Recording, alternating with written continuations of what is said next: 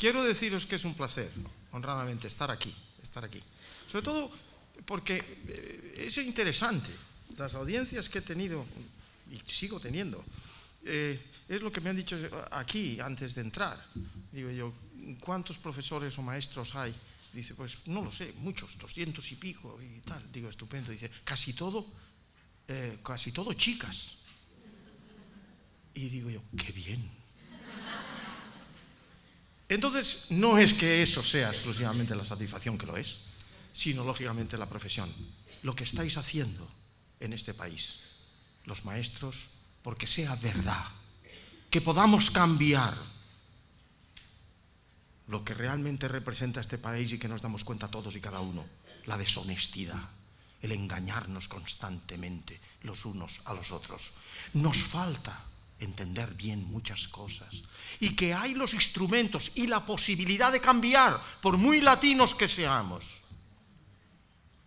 y construir seres humanos a la medida de lo que realmente algunos pretendemos y queremos, porque hemos tenido la oportunidad de educarnos en otras instituciones y en particular yo, y no es absolutamente ninguna pretensión, no lo es. En mi caso ya no lo es. Pero haber tenido la oportunidad de haber sido educado quizá en la más prestigiosa universidad del mundo y saber uno de lo que está hablando cuando compara. Y podemos hacer, porque eso es la educación, poder transformar los seres humanos en seres que tengan muy presente e inconscientemente lo que son los valores, lo que son las normas que se respetan y los instrumentan, y ser también lo que podemos construir con hábitos éticos, que es de lo que yo hablo. Pero en cualquier caso, quizá, fijaos bien, el capítulo principal, pues no lo iba a mencionar en detalles, porque pretendía que viniese a la audiencia la perspectiva práctica de lo que se desprende del conocimiento de nuestro cerebro. Pero comencemos por el principio y desde luego no más de 50 minutos. Quiero hablar mínimamente de la convergencia entre ciencias y humanidades, y son fundamentos importantes. Quiero hablar o contestar a la pregunta, ¿qué es neuroeducación? Y dentro de qué es neuroeducación, contestar o aclarar lo que es el concepto trascendente de emoción. La emoción es la energía que mueve el mundo. La emoción es lo que hace que nuestra maquinaria neuronal haga de nosotros lo que somos, alumbrando la cognición. Mínimamente tenemos que hablar de eso para entender bien las raíces de lo que hablamos. Y desprendido de eso, que es lo que yo pensaba hablar aquí, más que de valores y normas, porque insisto que tal vez esto nos llevaría mucho, me enamora, me encandilo con ello, y a veces, pues hombre, si es las 9 de la mañana y me paso 15 minutos no pasa nada, pero a las 2 que me pase de las 3, quiero hablar de lo que se desprende de la emoción. Entender qué es la curiosidad, tan útil para poder enseñar, al poder evocar la atención en quien escucha, y lo que también se desprende de eso que yo le llamo tiempos atencionales, la capacidad que se puede tener de producir en quien escucha el máximo de rendimiento mental. En el título también se hablaba de neuroeducadores, ahí no llegamos. El primer punto de esos 4 sería entender, y no cuesta tanto, que estamos entrando en una nueva cultura, la del salto de lo sobrenatural a lo que significa darnos cuenta de la finitud de nuestra existencia y de lo que podemos obtener conociendo cómo funciona el cerebro. La nueva cultura se basaría en 4, por lo menos a mí, aserciones que podría decir. Una, la que a partir desde ya tomar ventaja del pensamiento crítico, del pensamiento analítico y de lo que ahora todavía es una perspectiva, pero que está ahí y que solo hablar de ello nos llevaría todo el tiempo, porque es de impacto lo que significa el pensamiento creativo, el pensamiento divergente, el que nos puede verdaderamente proporcionar el cambio que estamos esperando que ocurra en el mundo y que nadie puede imaginar, porque depende de eso, de crear algo nuevo que nos haga mejores y nos haga más en satisfacción de este mundo finito al que venimos sin saber por qué hemos venido y nos vamos sin saber por qué nos vamos. El segundo punto o el tercer punto es el tener en cuenta que cuando decimos que lo que hacemos, todo ello es producto de nuestro cerebro, quiero hacer un matiz. De nuestro cerebro solo no. Si cogéis cualquier revista, cualquier periódico, os dice el cerebro piensa, el cerebro siente. Ni piensa ni siente solo. El cerebro es un órgano del cuerpo. Por supuesto que es el jefe, pero dentro de él y para que funcione, como no tenga el hígado, como no tenga el riñón, como no tenga el gastrointestinal, como no tenga el músculo, como no tenga las hormonas, no funciona. ¿Y qué quiere eso decir? Que cada órgano de nuestro cuerpo libera sustancias, cada microsegundo a microsegundo, 24 horas al día, todo el arco vital humano, que traspasando la barrera hematoencefálica llega a nuestro cerebro y lo modifica. ¿Lo modifica en qué? En física y en química. Lo transforma en las conexiones de las neuronas, fundamentalmente el cerebro emocional, que es el que os he dicho que nos mueve. Es el que está anclado en lo más profundo del funcionamiento y de quiénes somos además. Y eso sí quiero matizarlo después. Pero no solo todos nuestros órganos del cuerpo liberando sustancias que pasan al cerebro y me lo transforman y hacen del cerebro lo que el cerebro solo no puede hacer, creando la unidad de mi cuerpo. No, nosotros no somos, si no es en interacción con todos los demás. Yo soy porque tú estás ahí. Y si tú no estás, yo no soy. Eso es una realidad paradigmática que tiene que estar presente, porque tenemos experimentos que nos demuestran que si se nos aísla completamente en menos de 8 horas, como se ha hecho con estudiantes universitarios, en menos de 8 horas, donde no pudiera percibir absolutamente ninguna sensorialidad, aislado del mundo, en menos de ese tiempo, de 8 horas, porque hoy hay trajes que nos lo permiten hacer perfectamente, el individuo empieza a alucinar, empieza a crear un mundo que sale de sus memorias y empieza a ver bichejos y empieza a espantarse los bichejos y empieza a decir: bicho, sal de aquí, porque lo expresa. Alucinamos, necesitamos lo sensorial y sobre todo necesitamos el calor de los demás. Sin los demás no somos, y lo reitero, pero vosotros no sois sin los que tenemos delante.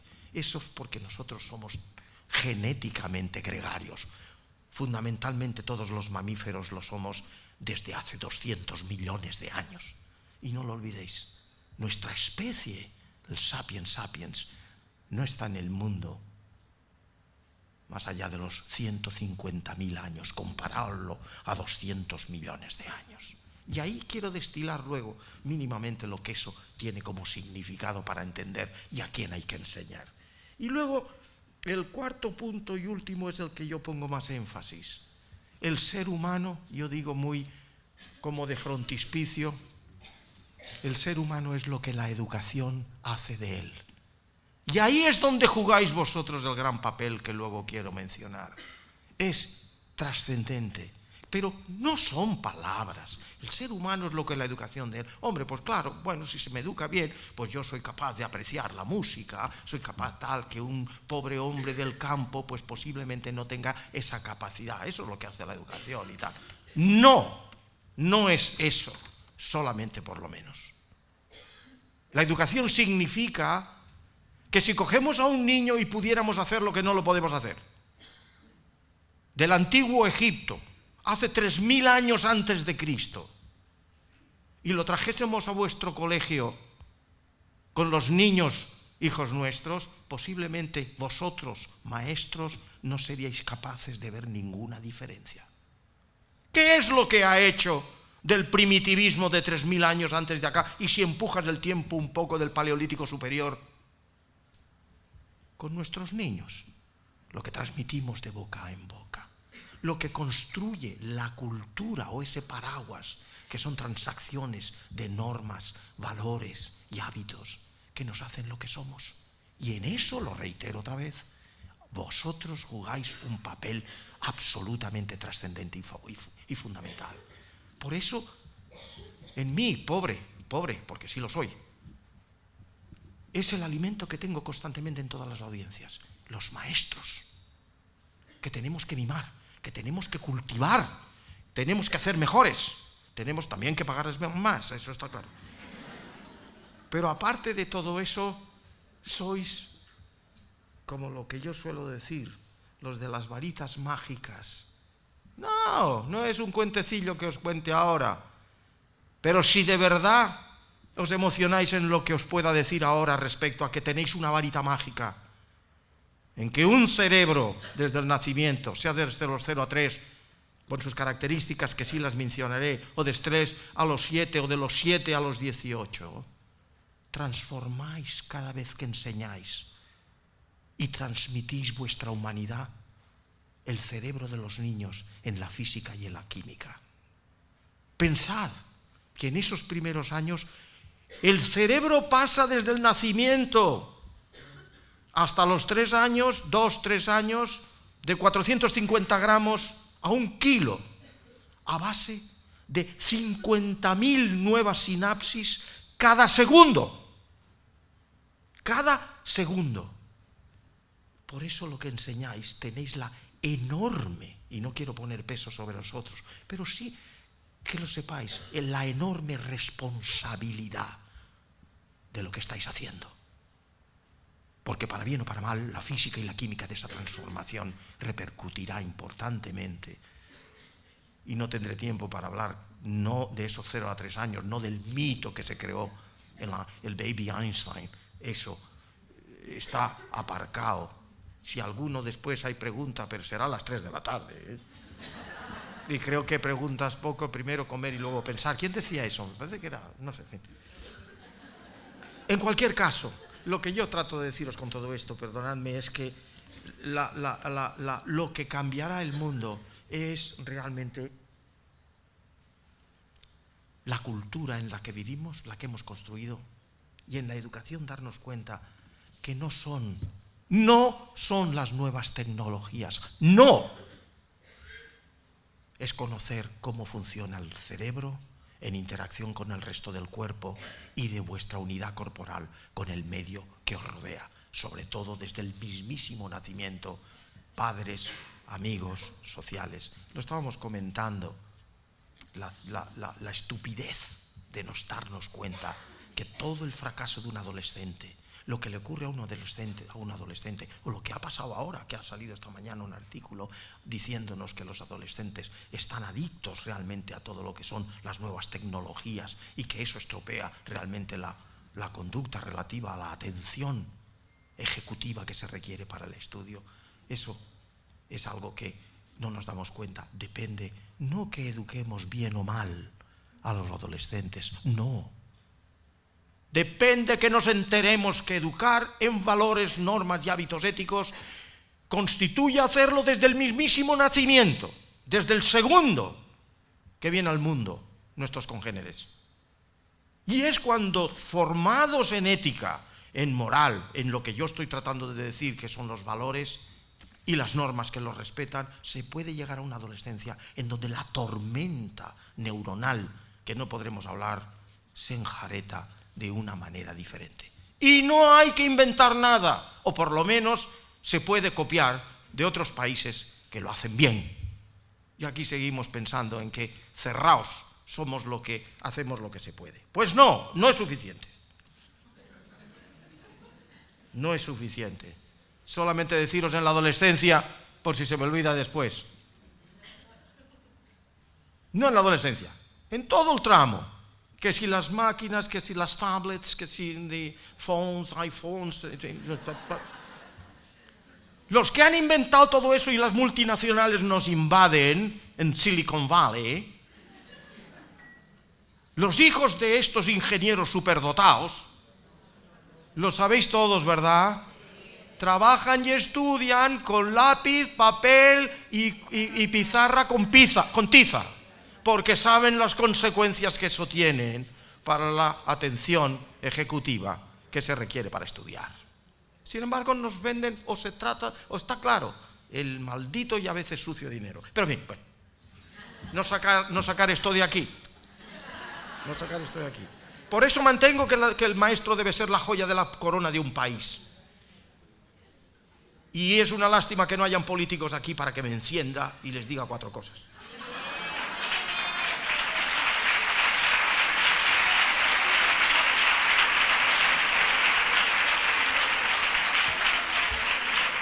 Pero esos aplausos, ese clamor, que os lo digo, quien me conoce sabe hasta dónde cala mi honestidad, es en cada audiencia.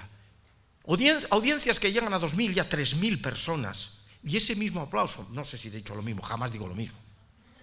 Pero por ahí van los tiros, digo más o menos lo mismo. Pues en ese sentido es el que cómo no ven los grandes políticos la necesidad, el hambre que hay en los maestros y en los profesores hasta llegar a la universidad y el cambio que hay que hacer en la universidad. Eso está clarísimo, esta pobrísima universidad. Diréis, pues este tío qué negativo es. No, porque sé lo que es haber enseñado tantísimos años y sigo enseñando. Puntualmente, ¿qué es y qué hablamos en neuroeducación? Pues mirar, primero nacemos con códigos cerebrales, no nacemos como una tabula rasa que simplemente copiamos inconscientemente lo que hay en el mundo. No, ya lo sabéis, eso no hace falta reiterarlo. Traemos códigos que se expresan a lo largo de ese arco vital humano, no solo en el desarrollo, pero principalmente.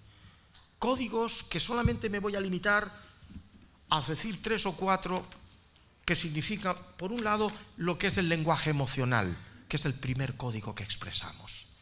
El facial, el de los movimientos, el de si me apuráis y apretáis las onomatopeyas, gu, gu, gu, ga, gi, gu. Y eso se puede tomar ventaja para muchísimas cosas. El segundo que yo lo veo, y solamente puedo pintarlo, es la imitación.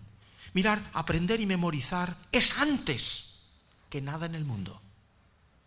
Antes que comer, antes que beber, antes que cuando llegue la sexualidad, antes de etcétera, etcétera, etcétera. Lo primero, aprender y memorizar. A un niño recién nacido, con segundos salir del útero, sacarle la lengua si queréis ver lo que es aprender durante el tiempo que podáis tener paciencia de hacerlo, y aquello que parece un cacho de carne y que es un ser humano. Veréis como si le sacáis la lengua repetidamente, te la saca.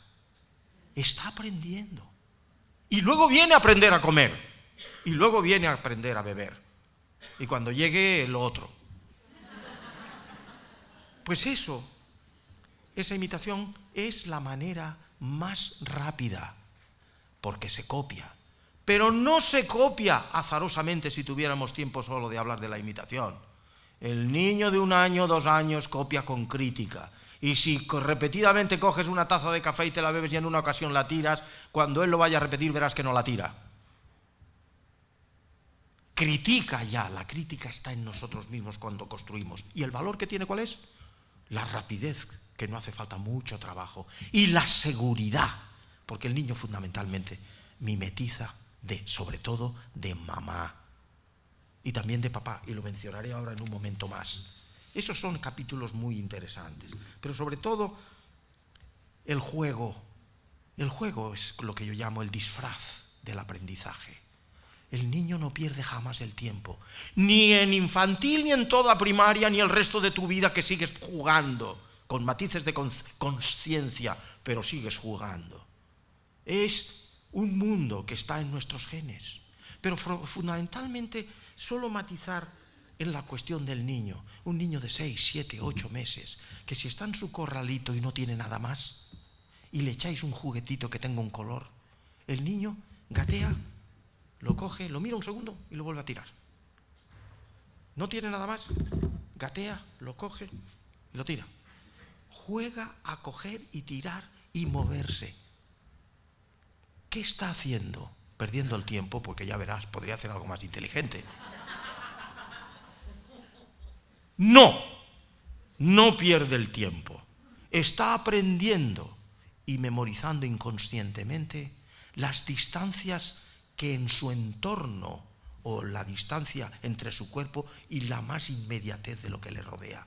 ¿Qué está aprendiendo? Está transformando en ganglios basales y está transformando en cerebelo los códigos neuronales que nos servirán el resto de nuestra vida, porque los complejos algoritmos que existen en la corteza motora, área 6 and 4, Bradman, no sirven absolutamente si no son que antes le dice a esos ganglios basales y cerebelo, mándame aquello tan seguro que me dijiste y que sé y que tengo para yo transformar todos los códigos que saldrán por corteza, tronco, sistema límbico, tronco del encéfalo, médula espinal, nervios periféricos y que me coordinan los movimientos para poder coger un vaso. Sin aquello yo sería tan torpe que no lo podría hacer.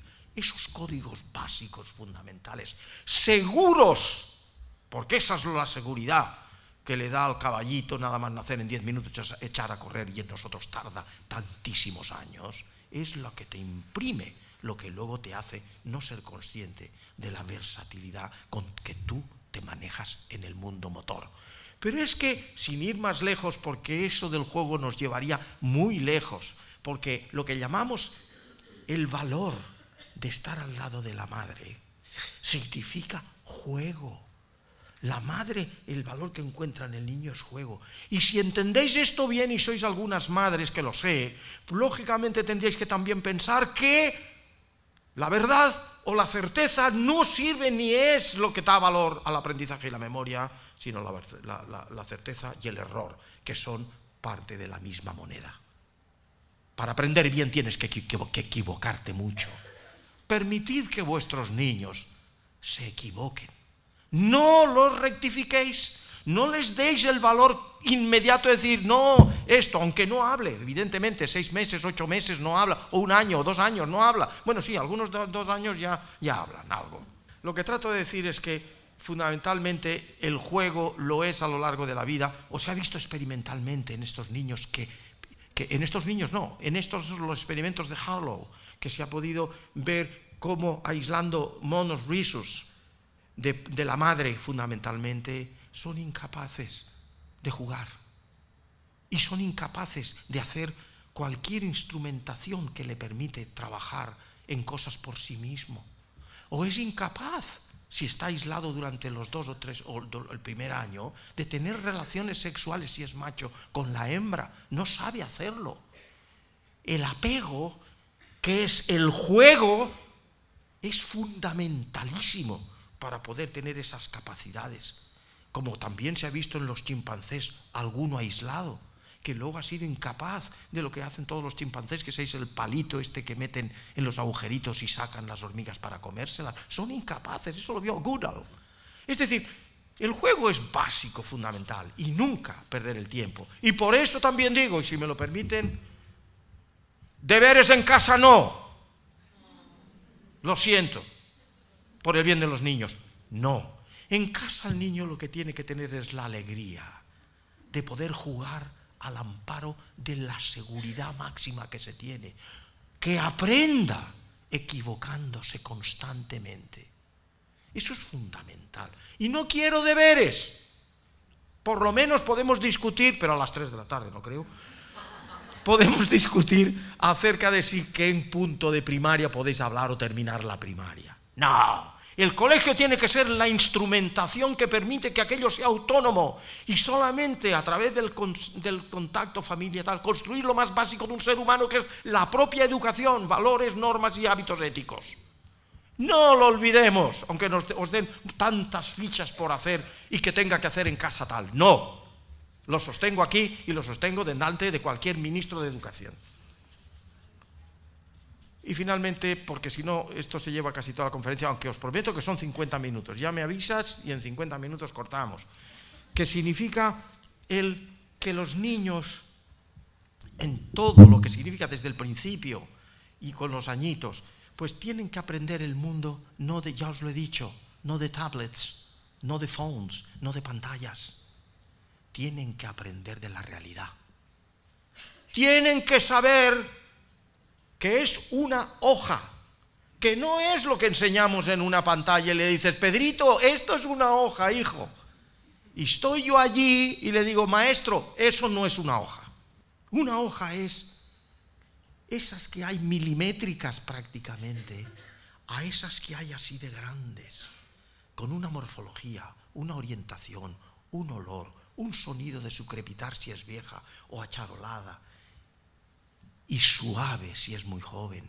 Y todo eso que yo le llamo yo, estaría aquí de la Real Academia alguien y me contaría diciéndome que eso se lo ha inventado usted, y es cierto, un percepto, que es la unidad perceptual, lo que te permite luego construir lo que vosotros prácticamente enseñáis, que son los conceptos, los abstractos, las ideas, que son con las que se construye la cognición, el pensamiento, la razón. Construye bien los perceptos y llegarás a buenos conceptos, buenos abstractos y buenas ideas. Y si no, no, ya lo estarás haciendo mal. Por tanto, hay que llevar al niño en la guardería, hay que llevar al niño en primaria, todo lo que se pueda, a construir en su cabeza lo que luego su cabeza, desde lo que es la hoja milimétrica hasta la grande, todos habéis aprendido que eso es una hoja. Y no son las dos cosas idénticas. La identidad la hace tu cerebro construyendo el concepto que le llamáis a todo caballo, independientemente que tenga 30 centímetros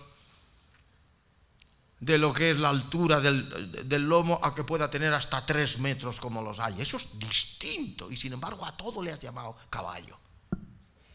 De ahí que yo no puedo evitar muchas veces el decir que fue Platón quien realmente dijo, efectivamente, y todo esto que hay, esto de 3 que has contado, de alzada de 30 centímetros y este de 3 metros, son cosas distintas. Sin embargo, lo que yo construyo aquí, que no sé qué es, pero sé que es caballo, le llamo caballo a todo eso, después de haber aprendido que hay características, detalles, infinitos miles, que me hacen decir, esto es idéntico en el sentido de parecido.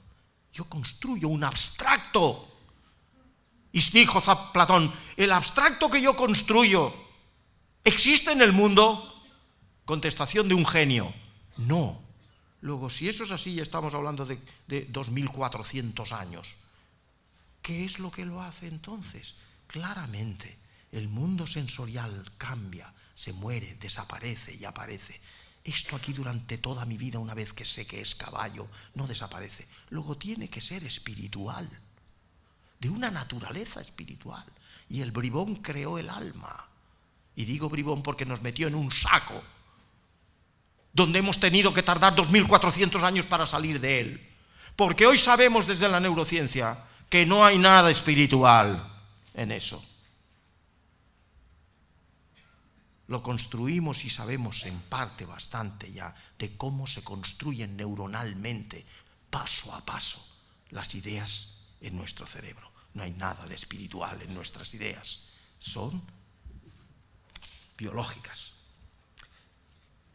Y segundo, porque no tengo tiempo de ir al lenguaje y pensamiento mágico. Segundo, periodos críticos o ventanas plásticas. Me interesa que sepáis lo que es. Cuando hablamos, si vosotros sois de primaria y de infantil y primaria, cuando hablamos del arco vital humano, que sepamos que no es un continuum todo lo que hay allí, posiblemente ya lo sabéis, sino en ese continuum desde que se nace hasta que se muere, lo que ocurre son lo que yo le llamo ventanas plásticas y en los libros llamáis tiempos críticos, porque son los tiempos en que se abran las mejores oportunidades genéticamente programadas para poder aprender y memorizar mejor ciertas cosas y peor otras. Conocer esos tiempos a lo largo del arco y con el tiempo las neurociencias nos enseñen, nos permitirán tomar enormes ventajas. Mirar dos ejemplos, porque no da para más. Vosotros habéis oído hablar de lo que se llama imprinting. Vosotros sabéis que nosotros tenemos una evolución muy parecida con las aves, y eso se ha podido muy bien. De hecho, le dieron un premio Nobel a Konrad Lorenz, que fue el que se acostó con huevos de oca, y efectivamente a punto de romperse, y cuando salieron todos los patitos, no son patitos, son ocas, bueno, los patitos, se levantó y empezó a andar, porque sabía que el movimiento, ya lo había comprobado, era lo primero que se sigue de los recién nacidos, y habéis visto todas las fotos en donde se ven los patitos uno detrás de otro siguiendo a un Konrad Lorenz de 1,80, 1,90 y enorme. Y así lo siguieron. El apego o imprinting lo tienes ahí. Y la pregunta es, ¿en el ser humano existe? ¿Sabéis qué dura ese imprinting en las aves? 1 hora. Si no han visto nada que se mueva, no tal. Y me preguntáis, o podéis pensar, demonio, ¿y para qué sirve eso? Está clarísimo. Lo primero que se mueve, ¿quién es? La madre. ¿Y qué es lo que da la madre? La seguridad. Y ahí tenéis la supervivencia máxima. No olvidarlo. La supervivencia, que es lo que proporciona la dinámica emocional, es exactamente sostener, mantener y proteger la supervivencia biológica. Para mí es la ley sagrada. Y somos pura biología desde la perspectiva de entender muy bien la evolución biológica, que es lo que tenemos que entender. Como dijo Dobansky, no puedes entender nada en biología si no es analizado a la luz de la evolución biológica, de los 3.000 millones de años que nos han traído aquí. Y no de pronto aquí todos, que bien, tenemos un cerebro, pensamos así, bueno, y somos seres espirituales. Bueno, vale. Eso es importante transformarlo. Es importante, respetando profundamente a cada ser humano en su libertad, de lo que pueda pensar, de lo que pueda creer y de lo que pueda hacer, siempre que esté en la norma ética que nos permiten que podamos pasear por la calle tranquilamente y no nos peguen 2 tiros. Bueno, la pregunta ahora sería simplemente esto: ¿existe el imprinting en nosotros que somos mamíferos y puros mamíferos? Sí, claro que sí. Y ese imprinting o apego se detecta hasta antes del nacimiento y dura aproximadamente 1 año. Mientras que el ave es 1 hora, en nosotros es 1 año. Es la voz de la madre. La voz de la madre intraútero ya mueve los potenciales en el cerebro del niño. Pero es que después exactamente igual. La distingue perfectamente de cualquiera, incluida la del padre.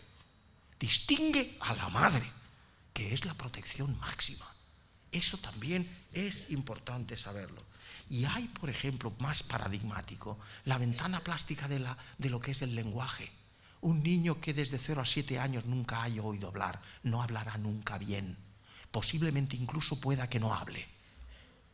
Porque la ventana plástica o periodo crítico se ha cerrado. Y no hay el determinante genético que le permita aprender y memorizar por escuchar hablar. Y que no cuesta absolutamente nada si se hace así de pasivo. Pero dentro de esas ventanas plásticas es todo tan complejo que hay una ventana plástica para la semántica en ese aprendizaje del lenguaje. Y lo hay para la sintaxis. Y lo hay para la prosodia. Y para el colorido emocional y para la tonalidad. Todo eso es neurociencia que es muy compleja, de cuyos resultados tengo que contar lógicamente el problema que tenemos a la hora de transferirlo todavía al colegio, que todo el mundo ya está dando másteres y grados, o sea, como si aquí lo supiéramos ya todo y que hay que aplicarlo, sin entender que hay que ir muy despacio. Hay que enseñar, como sabéis, qué es lo que más nos gusta, que son los silencios que fecundan. Y eso no lo tenemos presente, esa vorágine nos la proporciona el entorno que tenemos, las multinacionales. Go, go, go. No more go. Slow it down. Es verdad. Porque al final, ¿dónde vamos? ¿Tenemos el smartphone? Yes. I'm practicing. Perdón. ¿Lo tienes ahí? ¿Lo entiendes? Muy bien. Pues no han pasado más de 3 meses que ya te salen y dicen, bueno, ahora mira este nuevo, tíralo. Y tienes que aprenderlo de nuevo, tienes que no sé qué. Pero ¿quién te manda? La plasticidad cerebral es el tercer código. Somos lo que somos gracias a ese plasticón del griego clásico, que significa cambio. Nuestro cerebro cambia constantemente, en la física y en la química, en la fisiología, en la anatomía. Es decir, en lo que se puede medir. Es tan grande eso. Lo tienen todos los bichos, sobre todo mamíferos, por supuesto. Tenemos neuronas nuevas constantemente en una parte del cerebro que tiene que ver con la memoria explícita, consciente, episódica. Es decir, nosotros cambiamos. Mirad, cambiamos tanto como para garantizar yo aquí, ahora, por todo lo que conocemos contrastado, que quien de aquí de la audiencia haya tenido mínimamente algo de lo que yo voy diciendo, como un wow, qué interesante, algo que hayas puesto una emocionalidad, que es lo que ancla bien aprender y memorizar, que hayas dicho eso para que en 24 horas, posiblemente si no en algunos 48, la parte del hipocampo que codifica para la memoria de tu mañana, decir, fulano dijo tal cosa, ha cambiado la sinapsis en su física y su química. Vuestro cerebro cambia, sobre todo si viene por el vehículo de la emoción. Y entonces lo que os he dicho, que es solo una o dos conferencias, lo que significa en preescolar o infantil o en adolescencia, lo que son hábitos, memoria. Mirar, de 0 a 3 años o a 4, 3 y medio, el niño no guarda memoria explícita, ya lo sabéis muchos. Es inconsciente, trabaja solamente emocionalmente. De manera que hace las cosas, sí, claro, pero no guarda memoria consciente. Ni nunca se va a poder transformar lo que le haya ocurrido a un niño de 0 a 3 años y medio, de lo que no guarda memoria consciente, transformarlo en consciente. Ni psicoanálisis ni nada. No es posible. Lo que sí ocurre es que es posible desensibilizar lo que aprende el niño, que son las fobias, también los placeres, pero las fobias, que es lo que hace daño, que es miedo, eso es phobos en griego clásico. Sí se puede cambiar, pero no a través de hacer consciente lo inconsciente. Eso no es posible. Y ahí es donde voy. Un niño ya de 0 a 3 años ya se le puede decir con 6, 7 meses, lo sabéis perfectamente. No en sí, no y sí. Julie, coge esto y llévatelo a tal sitio, 8 meses, 9 meses, 1 año. Llévatelo a donde están los otros juguetes. No lo entiende. Llévatelo, lo coge, lo lleva. Bien. Julie, wouldn't you like to give me one of your peanuts? No. No. Julie, wouldn't you like? Te da un bien. Refuerzo emocional. Cuando Julie le pega un arañazo al hermanito o al padre, un mordisco, aunque solo sea porque le está saliendo el diente y es una necesidad física romper la salida, dando un bocado. That's no. No. Y construyes las bases desde ese nacimiento, de lo que son pilares de esas normas. Y del 3 a 7 años es cuando nace ya la memoria explícita. Y ahí me dedico mucho tiempo, pero solo puntualizaros todos aquellos elementos conducentes a construir lo que yo llamo la individualidad. Son trascendentes. Puntualidad, responsabilidad, autosuficiencia, impulsividad, dominio central del lenguaje, atención ejecutiva, menudos capítulos. Educación cívica, ¿qué entendemos por eso? El respeto a las normas. En definitiva, eso se puede y se debe, y solo lo dejo aquí, en construirlo minuto a minuto, que significa en un programa que día a día no sea simplemente, uy, pues mira, ¿cómo diría yo? Si os dejo el caramelito aquí y me voy y vuelvo, lo podéis coger cuando yo vuelva. Pero si cuando yo vuelva además, no, si me marcho y tal, podéis todos coger uno. Pero 2, ya sabéis el vídeo este que hay. Lo podéis coger si no sé qué. O 3 si no sé qué, que es en el tiempo más crudo y más difícil, porque sus capacidades de control y decisión no están tomadas. Pero ya entras con esa clave.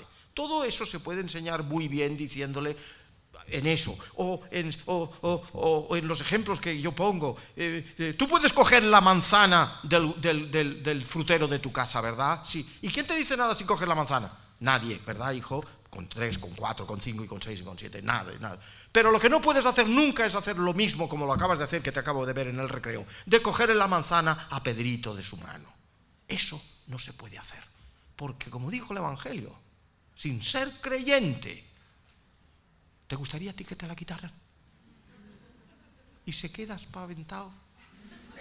Pero eso no sirve de mucho a menos que no lo repitas todos los días en los instrumentos para que creen que el hábito, y hábito significa que pueda tener una conducta moral sin pensar en ella, que cuando entra un autobús y vea un asiento para handicapped people, o pueda ser que sabe que no se puede sentar, no te sientes diciendo, no, yo es que lo puedo cambiar. Entonces, ese es el gran capítulo, porque con ese capítulo tan largo que son los 12 años y bien ensamblado, colocado ladrillo a ladrillo en esa construcción, podemos llegar a una adolescencia que efectivamente veríais que el paradigma es completamente distinto. no es lo que vemos aquí. El ejemplo que estábamos discutiendo es aprender, que significa criticar aprendiendo, de un colegio, por ejemplo, que os pongo de ejemplo, de una de las naciones con más elitismo en la educación, que no soy partidario. Eso se puede discutir. Pero sí, el King's College de Cambridge, el Eton College, donde se entra con 13 hasta los 18, donde hay las normas más rígidas del mundo, pero la libertad absoluta para que cada uno pueda expresar lo que siente y lo que piensa en público y en privado. Y esa gente se nota. Eso son adolescentes que los persiguen desde los 7, 8 o 9 años en cuanto a la construcción que puedan hacer en qué colegios fuera de Eton. Y ya puestos al final, hasta esos 18, que es el bachillerato, y no sé si habéis profesores aquí de esa enseñanza, pero paso a paso construir propiamente la libertad.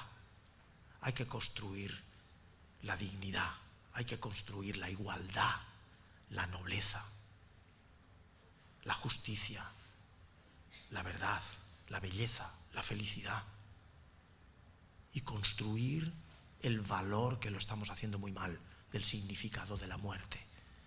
Aquí impedimos que los niños vean que la gente se muera, y eso tiene un valor para poder aprender bien el valor que tenemos en esta tierra, que es finita y que nos debe empujar al respeto profundo que debemos tener con todos los demás. Eso nace de distinguir y apreciar muy bien lo que es la muerte, sin el desastre de lo que puede significar esa angustia de que te vas a morir. Eso se puede crear para que no exista. Eso es nueva educación. Mirar, 2 palabras sobre la emoción. La emoción, os lo he dicho antes, es de motio emotionis, en latín, lo que te lleva al mundo hacia afuera. Pero hasta aquí todos hemos entendido muy bien, entre otras cosas, que la emoción es lo que si apareciese por ahí un león, haría la reacción que todos, casi todos, haríamos, que es salir corriendo. Pero hay otras reacciones, que puede ser que te escondas debajo de la silla. O pueden también ocurrir que haya alguien aquí con capacidad, por Dios sabe qué motivo, o causa, o situación, que se enfrente al león y se dé bofetadas con el león. Aquí nosotros que estamos tranquilitos y sin leones, nos reímos. Pero sabéis que hay muchas tribus en África, no sé si los bosquimanos entre ellos, pero no lo sé, no lo recuerdo, pues que para poder pasar de la adolescencia al adulto, a la juventud, hay que matar un león. Y efectivamente, conoce perfectamente el lenguaje emocional del león, y solamente va en taparrabos y una lanza. Y siempre matan al león, nunca lo matan a él, porque conoce perfectamente que es el león, y conoce su lenguaje, y lo asusta, a no ser que tenga mucha hambre. Pero en circunstancias normales lo asusta. Lo que estoy tratando de decir es que tenemos 3 reacciones posibles, que son fight, flight, fright. Huida, miedo y bueno, no sé, eso. Pues eso, y esas 3 circunstancias las hace idéntico igual que tú e igual que yo, el ratoncito o el más listo elefante o el delfín, desde hace 200 millones de años. Porque el camino es inconsciente. Hipotálamo corre por todo lo que os he dicho antes hasta reaccionar. Es inconsciente. Y sacad el mensaje de aquí. Cuando alguien nos hable de conciencia, de emoción, no sabiendo que es casi la mayoría de todos nosotros, porque lo confundimos con sentimiento, la emoción es siempre el mecanismo de tu cerebro inconsciente. No sabes, cuando has tenido la reacción ante el león y te has subido a la pantalla, te llamo y te digo, Purita, baja. ¿Por qué te has subido a la pantalla? No lo sé.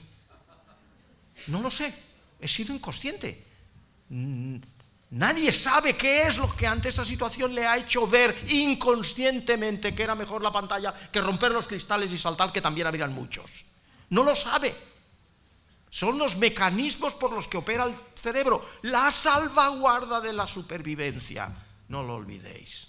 Pero sí quiero deciros quiero que salgáis de aquí sabiendo que en los 700 gramos de corteza cerebral, que es casi 1 kilo, Dios mío, donde se construyen esos conceptos abstractos e ideas, la información de la botella que yo veo y construyo en todo mi cerebro, que es muy complejo, entra al cerebro emocional, en donde en el cerebro emocional hay como un hombrecito que dice bueno, malo, regular, rechazable, placentero, le da un significado al mundo. Sin el cerebro límbico, sin el que quiere decir límite, limbus. Sin el cerebro emocional, yo vería lo que veo idéntico, pero no tendría ningún significado en relación a mis necesidades o a mi querencia en el mundo. Ningún significado. Cuando entra al sistema límbico, digo, wow, esto es bueno, esto es malo, esto es regular. Pues bien, desde ese sistema límbico, donde ha entrado la información de mi botella, la botella sube arriba a la corteza cerebral de asociación, donde se construye la idea que me diferencia la botella grande de la pequeña, de la de que está con un color, de la que tiene una forma, de la que tiene un movimiento, de la que tiene una orientación, de la que tiene una profundidad, que para mí todo es botella, es una idea. Es la universalización del conocimiento. Lo que me permite la riqueza de poder decir, ayer vi una botella en la acera, y ahí no te importan detalles de ningún tipo para saber de lo que estoy hablando. Eso es la velocidad con la que algunos podemos caminar con el mundo construyendo cosas nuevas. Eso es el conocimiento. Eso es lo que yo os digo para saber que no podemos pensar asépticamente. Pensamos con ideas que ya han recibido en su construcción el input emocional. Ideas con significado emocional. Eso es relativamente nuevo. ¿Qué quiere decir? No hay razón sin emoción ni pensamiento que puedas elaborar de una manera coherente y sistemática y bien hecha y ensamblada si no es con la emoción. Sin emoción no hay, ya insisto, pensamiento. Como no hay decisiones acertadas en la toma de decisiones, la emoción hoy empezamos a ver que es porque tenemos un pequeño metro en nuestro cerebro del que tenemos que investigar mucho, que lo que nos hace decidir 2 naranjas que son iguales en un restaurante y cogemos, miras un segundo, como el niño del botón que os decía antes, y coges esta. ¿Por qué coges esa? Si parecen absolutamente idénticas. De alguna manera, tu cerebro ha medido lo mayor placentero de esto con respecto a esto. Y así todas las decisiones, las verdaderas y acertadas, son con el pinchazo emocional. Lo que emocional quiere decir equivalente a placentero, que eso es exactamente el metro que te está midiendo la toma de decisiones. Por eso yo a veces digo a mis estudiantes, cuando tengas que decidir en un test en el que te ponen 5 respuestas, en que tengas que decir esta, que te lo tienes que realmente decir deprisa, llegas después al razonamiento, cuando has hecho eso casi inconscientemente, si has estudiado muy bien. Si no has estudiado bien, mejor que no decidas. Pero si lo has estudiado muy bien, acerta diciendo esto, esta. Y cuando llegas a la razón y quieres repasar aquello, lo que me lo miras, y de alguna manera dices, caramba, sí, está claro, sí, esta, no, era la 3, la 2, la 1, no lo sé, y le pones una interrogación, sigue. Pues bien, si vuelves a ello y sigues teniendo un lío, consejo de buen maestro, marca la primera que marcaste, en un 80% aciertas. Bueno, total, y finalmente los sentimientos. Los sentimientos es tomarlo muy claro. El sentimiento es la conciencia de una emoción. Entre el ratoncito y yo, entre un toro y yo, entre un delfín inteligente, un elefante o un chimpancé y yo, ante el león, yo sé que tengo miedo. Ninguno de ellos sabe que tiene miedo. Opera por mecanismos inconscientes. Yo sí sé. Y ese saber o tomar conciencia de una emoción es lo que me crea la palabra sentimiento. Y ese sentimiento es la dimensión de la conciencia sobre la emoción. Eso es lo que me hace ver el mundo. Eso es lo que me da un placer que no lo tienen los placeres del hambre, ni de la comida, ni de la propia sexualidad. Es un placer humano, lo que Kant le llamaba el placer casi sin agotamiento, cuando ante la masa coral de una novena sinfonía de Beethoven en el último movimiento, a mí al menos me transforma, me transporta, me deja como eso que dijo no sé quién, solo por esto ha vivido la pena estar vivo. Ese sentimiento que te embarga y te transporta, no lo tiene un chimpancé. Pon la novena sinfonía de Beethoven con un saco de bananas y verás tú la diferencia que existe entre uno y otro. Pero sí quiero deciros mínimamente dos cosas, mínima. Uno, aprender y memorizar de quien le estás enseñando no lo puedes hacer hoy con los conocimientos que tenemos, a menos que hagas curioso lo que enseñas. Ya no puedes decir, como hemos dicho a lo largo de la historia, Pedrito, presta atención, que te voy a enseñar algo importante, y te vuelves a la pantalla, a donde sea, y empiezas a seguir escribiendo. Te vuelves y Pedrito está con las moscas otra vez. Pedrito, y es el clásico cuadro de 1500 con la varita de Abedul, el maestro, se vuelve y Pedrito y le da. Ya no. Aprender a cualquier edad significa hacer curioso lo que enseñas. Evocar con la curiosidad la atención de Pedrito. Y eso se hace convirtiendo lo soso en interesante. Eso es posible aprenderlo. Unos mejor que otros, como todo en la vida. Pero hay que realmente hacer ese esfuerzo de darnos cuenta que Pedrito no tal, o como con vosotros ya a la hora que es, que yo os miro y a muchísimos os veo con los ojos como platos. Y me estoy engañando si creo que con los ojos así como los de los cocodrilos me estáis prestando atención a mí. Posiblemente la mayoría ya estáis volando hacia donde sea, pero con los ojos muy abiertos. Y eso es lo que tenemos que evitar a la hora de vuestras enseñanzas. Si os digo que pasemos a la atención, y con ello termino, y los tiempos de atención, termino, son 5 minutos, 5 minutos máximo. Veréis, la atención es lo que evoca la curiosidad. La curiosidad, que es lo que digo siempre, y se ha convertido en un meme en medio mundo.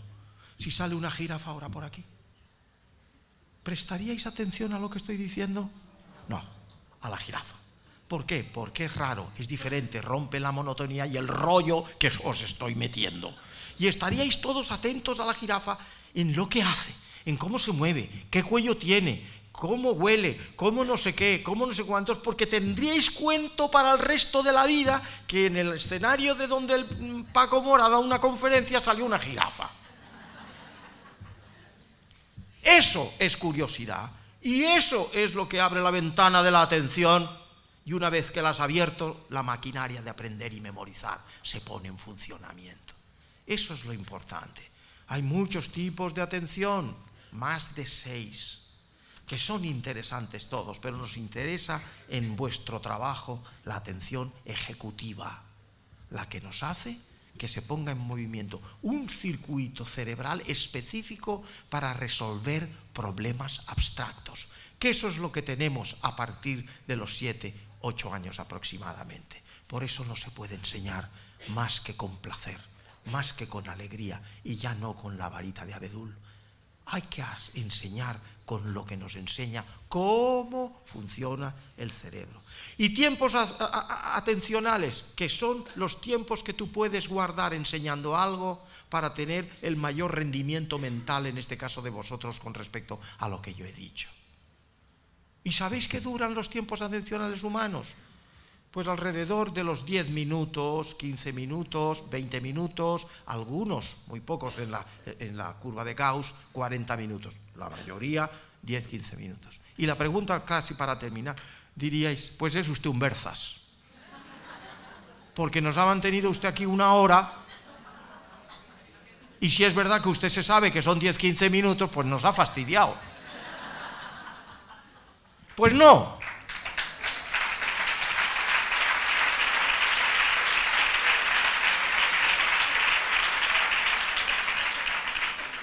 Pues no soy un Berzas.